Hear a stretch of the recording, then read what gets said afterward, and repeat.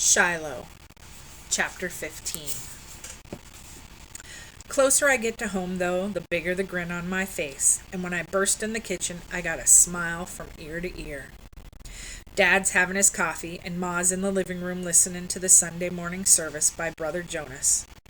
She watches him every Sunday at 7, which tells me what time it is already. "Where you been?"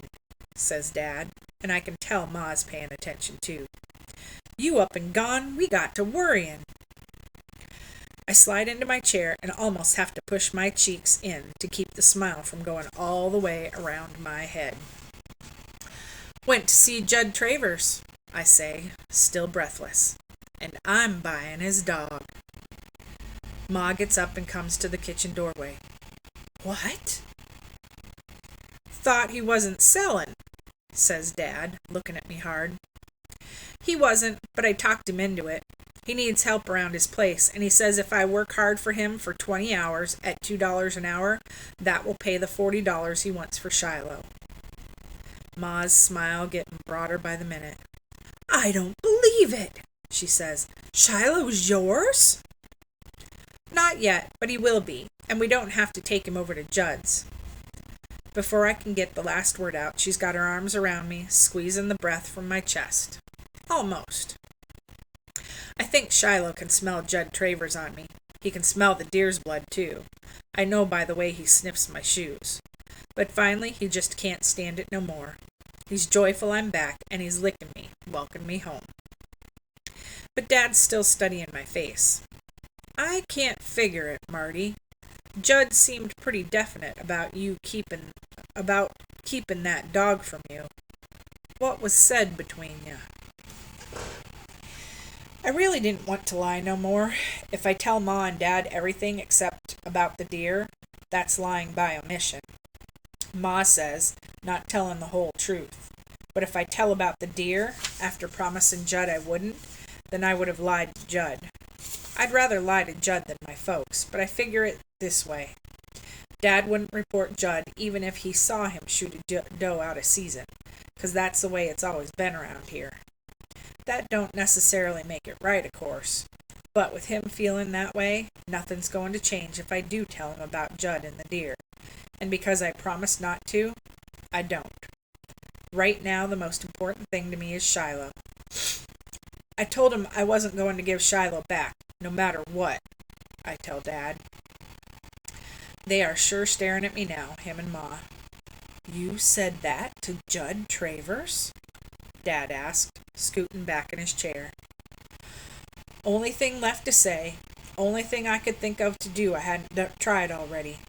Was going to tell him he could take me to court, and I'd tell the judge how he kicked his dogs, but didn't have to go that far. Guess he needs help around his place." Ma turns to Dad. "You know, I think it's because Shiloh was hurt. I think he figures that dog's never going to be what it was, and that's why he was willing to let it go. Figured he'd got rid of a lame dog, and the best of the bargain, too." "That's what I figure," I say. And at last Dad begins to smile. "So we got ourselves a new member of the family," he tells me, and that's about the nicest thing I heard said in this house in my life. Then Becky and Dara Lynn wakes up, sad-faced, 'cause they think we got to take Shiloh over to Judd's. I tell 'em the news, and Dara Lynn, she starts a-dancing. Becky joins in, whirling herself around, and then Shiloh, smiling his dog smile, everybody whooping and carrying on. Ma turns off the TV and makes waffles, with a big pat of margarine in the center of each one, and hot homemade brown sugar syrup filling the plates. She even makes a waffle for Shiloh. We're going to make that dog sick if we're not careful. "Now, all we got to worry about is how we can afford to feed him as well as ourselves," Dad says finally. "But there's food for the body and food for the spirit, and Shiloh sure enough feeds our spirit." We about pet Shiloh to death. Every time he turns around, someone's got a hand on him somewheres. I take him out for his first gentle run since he got hurt, and once up on the hill, him running free, the good feeling inside me grows bigger and bigger, and I have to let it out. I hunch up my shoulders and go, hee-yow! Shiloh jumps and looks at me. Hee-yow! I go again, out of joy and jubilation, the way they do in church. And suddenly Shiloh joins in with a bark. A pitiful kind of bark, like he's got to be taught how, but it's a happy bark, and he's learning. The only bit of sadness left in me is for that deer. Wondering, too, about whose business it is when someone breaks the law. I wonder if Dad wouldn't never tell on Judd no matter what he done. I bet he would. There's got to be times that what one person does is everybody's business. Monday afternoon at 3 o'clock, I'm waiting on Judd's porch when he pulls up. All his dogs is chained out to the side of the house, and they get to barking like crazy. I don't try to get near him, 'cause a chained dog can be mean. I've already restacked Judd's woodpile, but he wants me to do it again. Put the big pieces here, the little ones there. He's looking mean and grumpy, like maybe he's disgusted with himself for letting me have that dog so easy. When I finish the woodpile, Judd hands me a hoe. You see that garden? I nod. You see that corn? I want the dirt chopped up so fine I can sift it through my fingers, he tells me. Now I see what he's getting at. He's going to make it so there's no way I can please him. I'll put in my 20 hours, and he'll tell me my work wasn't no good. He wants his dog back. I hoe till I got blisters on both hands, sweat pouring down my back. Wish I could go do my work in the early morning before the sun's so fierce, but I don't complain. I take off my t-shirt finally, wrap it around my head to keep the sweat out of my eyes, and I keep on a-hoeing. My shoulders are so red I know they'll hurt worse than anything the next morning, and they do. The next afternoon, Judd sets me to scrubbing down the sides of his trailer and his porch, shining up the windows, raking the yard. He sits on a folding chair in the shade, drinking a cold beer. Don't offer me nothing, not even water. I hate him more than the devil. My mouth feels so dry, it's like fur. Third day, though, he puts out a quart jar of water for me when I go to pick his beans. I bend over them rows so long, dropping the beans into a bucket, I think I'm going to be bent for life. When I'm through, Judd sort of motions me to the porch, like I can sit there if I want while I drink my water. I almost fall onto that porch, glad to be in the shade. Looks like you got yourself some blisters, he says. I'm okay, I tell him, and take another long drink. How's Shiloh? He asks. First time he's called the dog by the right name. He's doing fine. Still got a limp, but he eats good. Judd lifts his beer to his lips. Would have been a good hunting dog if I could just have kept him home, he says. The other dogs never run off. I think about that a while. Well, I say finally, each one is different. That's the truth. Kick one and he just goes under the porch for an hour. Kick another, he goes off and don't come back. I'm trying my best to think what to say to that. Like, how come he has to kick him at all? Then I figure nobody likes to be preached at, no matter how much he needs it. Least of all Judd Travers, who's 30 years old if he's a day. Some dogs, it just makes 'em mean when you kick 'em, I say finally. Other dogs, it makes 'em scared. Shiloh got scared. Never beat my dogs with a stick, Judd goes on. Never did that in my life. I don't say anything right away. Finally, though, I ask, how your dog's doing? Rarin' to go out rabbit hunting, Judd says. We look over at his 3 dogs, all pulling at their chains and snarling at each other. That biggest dog now, Judd goes on, he's the loudest squaller I got. I can tell from his racket whether he's following a fresh track or an old one. If he's running a ditch, swimming, or treed a coon. That's pretty good, I say. Littlest one, he's nothing but a trashy dog. He'll run down most anything except what I'm after. Hope the others will learn him something. And the middle dog, well, she gives a lot of mouth, too. Even barks at dead trees. The dogs were fighting now, and Judd throws his Pabst can at him. "Y'all shut up!" he yells. "Hush up!" The can hits the biggest dog, and they all scatter. "Don't much like being chained," Judd says. "Guess nobody would." I put in 10 hours that week, meaning I make up 20 of the dollars I owe him. Got one more week to go. When I leave off an afternoon for Judd's, Shiloh goes with me just so far. Then he gets to whining and turns back. I'm glad he won't go on with me. Don't want him anywhere near Judd Travers. Monday of the second week, it seems like Judd's out to break my back, or my spirit, or both. This time he's got me splitting wood. I got to roll a big old piece of locust wood over to the stump in his side yard, drive a wedge in it, then hit the wedge with a sledgehammer again and again, till the wood falls apart in pieces to fit his wood stove. Then another log and another. I can hardly get the sledgehammer up over my head, and when I bring it down my arm is so wobbly my aim ain't true. I almost dropped the hammer. This ain't a job for me, and if Dad saw what Judd was making me do, he'd tell him it wasn't safe. But Judd's out to teach me a lesson, and I'm out to teach him one too. So I keep at it. Know it takes me twice as long as Judd to split that wood, but I don't stop. And all the while Judd sits on his porch, drinking his beer, watching me sweat. Sure does his heart good, I can tell. Then he says something that almost stops my heart cold. Laughs and says, "Boy, you sure are putting in a whole lot of work for nothing." I rest my back a moment, wipe one arm across my face. "Shiloh's something," I tell him. "You think you're going to get my dog just 'cause you got some handwriting on a piece of paper?" Judd laughs and drinks some more. "Why, that paper's not good for anything but to blow your nose on. Didn't have a witness." I look at Judd. "What do you mean?" "You don't even know what's legal and what's not, do you? Well, you show a judge a paper without a witness's signature, he'll laugh you right out of the courthouse.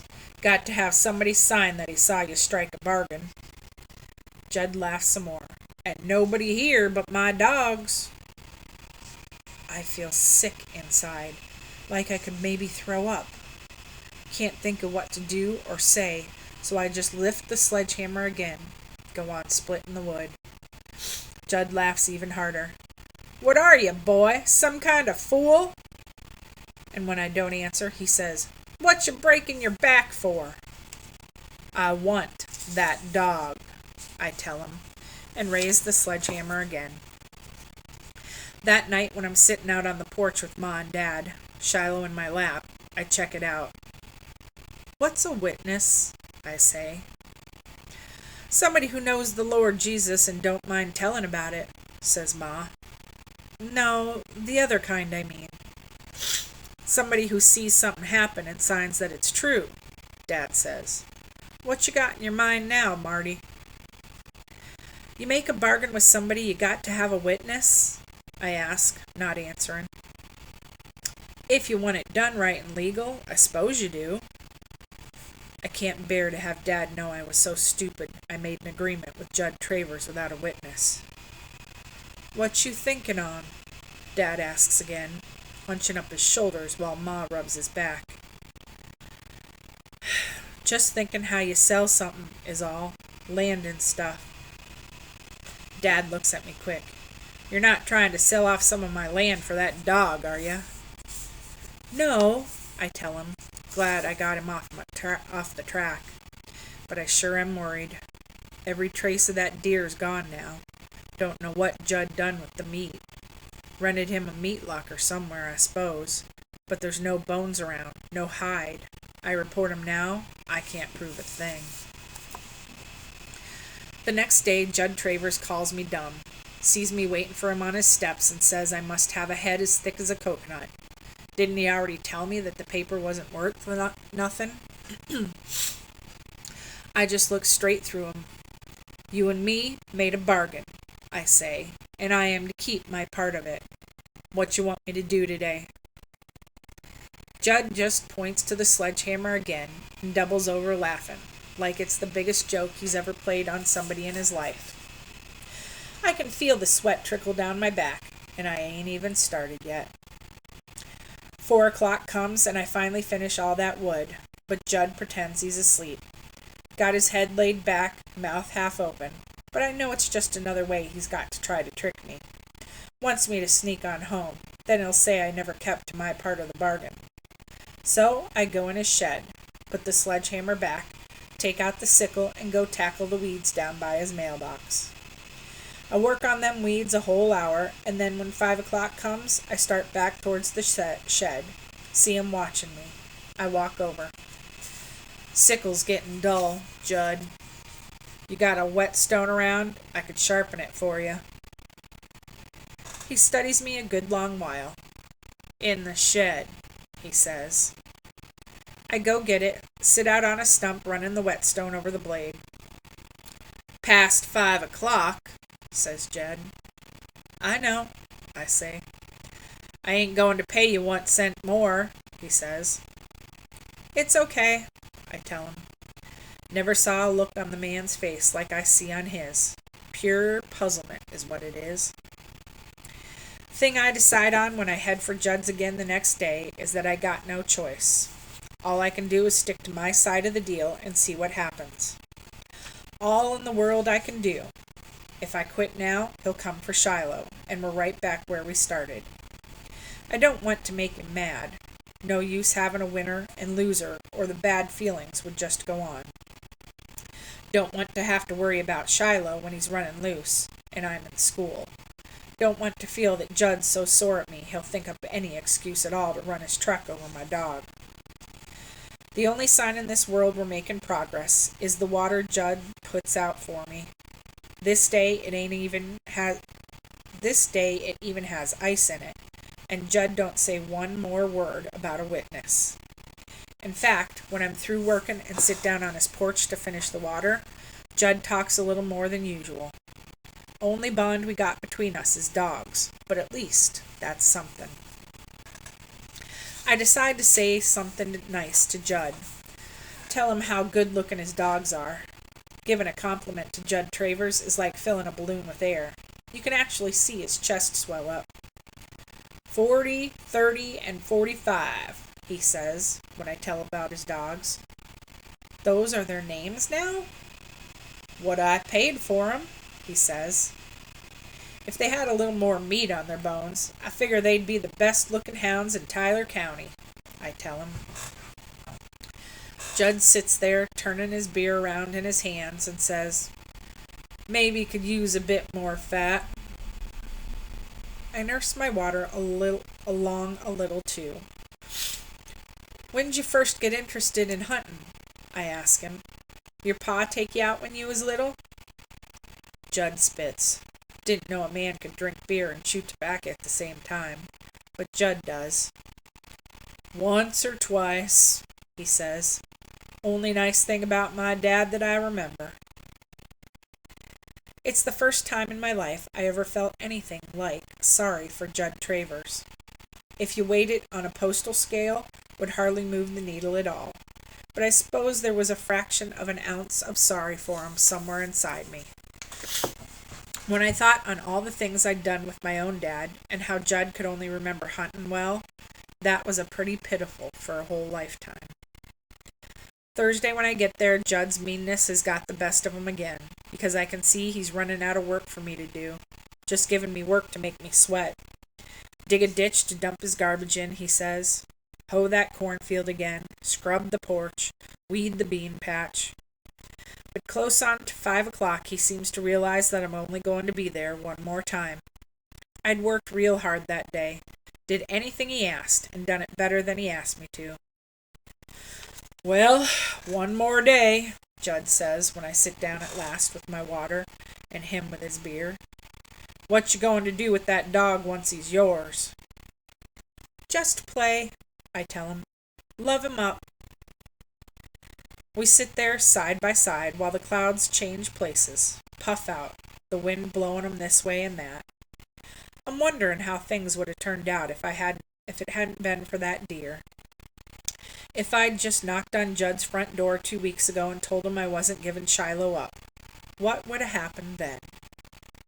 To tell the truth, I think Ma's right. Judd would have sold him to me by and by because of Shiloh's limp. Judd's the kind that don't like that in a dog, same as he don't want a dent or a scratch of any kind on his pickup truck. Makes him look bad, he thinks. His truck's got to be perfect to make up for all the ways Judd's not. The last day I work for Judd, he inspects every job I do, finds fault with the least little things, keeps pestering me, making me hang around, do my work over. When it's time to go, I say, "Well, guess that's it then."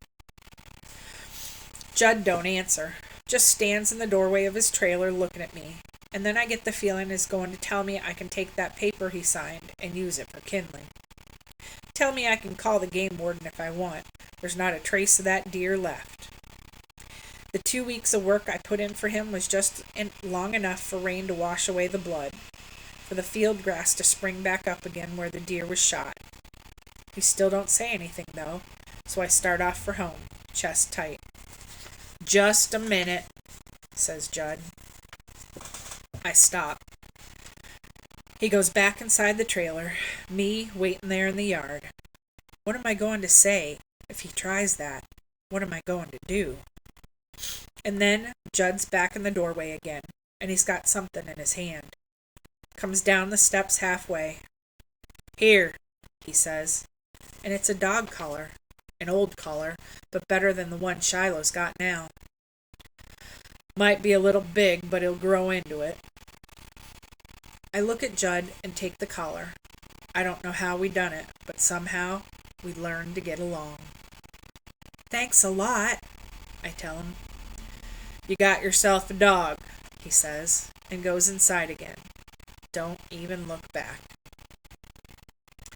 I get home that evening, and Ma's baked a chocolate layer cake to celebrate. A real cake, too. Not no Betty Crocker. After dinner, Ma and Dad on the porch, the four of us rolls around on the grass together. Dara Lynn, Becky, Shiloh, and me.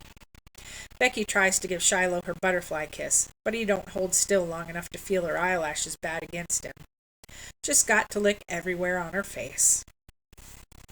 And long after Becky and Dara Lynn goes inside, I lay out there on my back in the grass, not caring about the dew. Shiloh against me crosswise, his paws on my chest. I look at the dark closing in, the sky getting more and more purple, and I'm thinking how nothing is as simple as you guess. Not right or wrong, not Judd Travers, not even me or this dog I got here. But the good part is, I saved Shiloh, and I opened my eyes some. Now that ain't bad for 11. The end.